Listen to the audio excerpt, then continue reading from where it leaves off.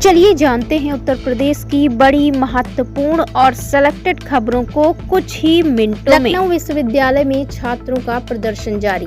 लखनऊ विश्वविद्यालय में छात्रों की विभिन्न मांगों को लेकर विरोध प्रदर्शन लगातार चर्चा का विषय बना हुआ है।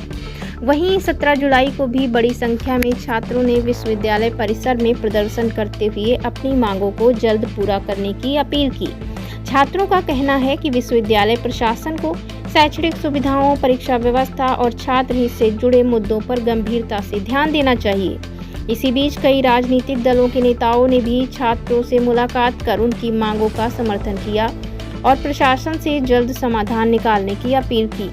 वहीं विश्वविद्यालय प्रशासन का कहना है कि छात्रों की समस्याओं पर विचार किया जा रहा है और बातचीत के माध्यम से समाधान निकालने का प्रयास भी जारी है।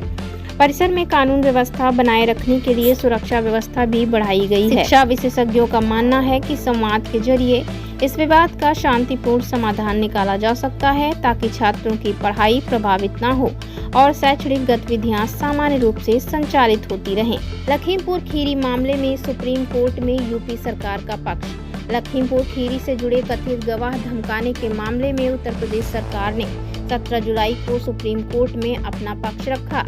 राज्य सरकार की ओर से अदालत को बताया गया कि पुलिस जांच के दौरान उपलब्ध साक्ष्यों और गवाहों के बयानों के आधार पर पूर्व केंद्रीय मंत्री अजय मिश्रा और उनके पुत्र आशीष मिश्रा की इस कथित धमकी प्रकरण में कोई प्रत्यक्ष भूमिका सामने नहीं आई है।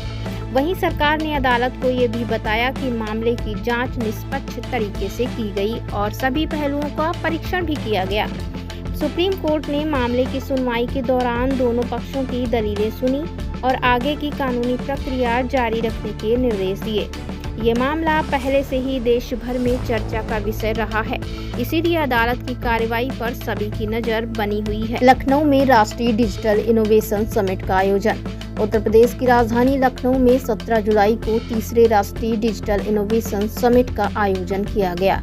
इस सम्मेलन में देश भर से नीति निर्माता, IT विशेषज्ञ, उद्योग जगत के प्रतिनिधि और विभिन्न राज्यों के अधिकारी शामिल हुए। कार्यक्रम का मुख्य उद्देश्य डिजिटल तकनीक के माध्यम से सरकारी सेवाओं को अधिक पारदर्शी, तेज और आम नागरिकों के लिए सुलभ बनाना रहा।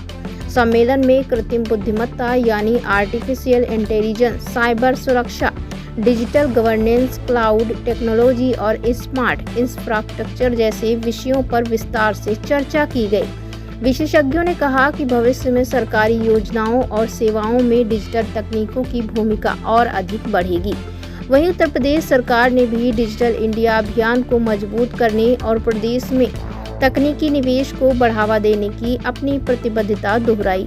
सम्मेलन के दौरान कई संस्थानों और कंपनियों ने नई तकनीकों का प्रदर्शन भी किया। माना जा रहा है कि ऐसे आयोजनों से प्रदेश में डिजिटल नवाचार को नई गति मिलेगी और युवाओं के लिए रोजगार तथा स्टार्टअप के नए अवसर भी विकसित होंगे। पूर्वी उत्तर प्रदेश में भारी बारिश का अलर्ट। उत्तर प्रदेश में मानसून ने एक बार फिर रफ्तार पकड़ ली है। भारतीय मौसम विभाग ने इस 18 जुलाई से प्रदेश के कई जिलों में भारी बारिश, तेज हवाओं और आकाशीय बिजली गिरने की संभावना जताई है। मौसम विभाग के अनुसार पूर्वी उत्तर प्रदेश के गोरखपुर, देवरिया, कुशीनगर, बस्ती, बलरामपुर, श्रावस्ती, अयोध्या और आसपास के जिलों में कहीं कहीं भारी वर्षा हो सकती है, जबकि पश्चिमी उत्तर प्रदेश के कई इलाकों में भी गरज चमक के साथ बारिश होने के आसार हैं।